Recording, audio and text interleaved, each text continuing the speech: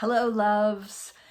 April is National Poetry Month, and I've set myself a challenge to share with you one example poem a day from my new book, Writing by Heart, A Poetry Path to Healing and Self-Discovery, published by New World Library. So I'm going to begin today at the beginning, chapter 1. Actually, it's chapter 2, Elemental Wisdom, where we call on the power of the elements, earth, air, fire, water, to revitalize our lives, our passion, our purpose. And we begin with the element of earth.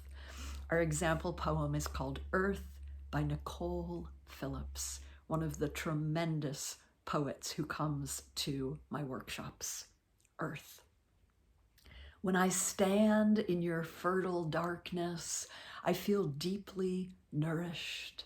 You draw me down on reverent knees. You tug my hands into your gritty, moist crumbles. You hold all of me, the weight, the height, the chaos.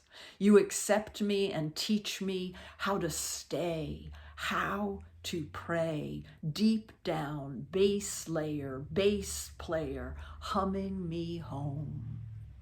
Earth by Nicole Phillips, from my new book, Writing by Heart, A Poetry Path to Healing and Self-Discovery.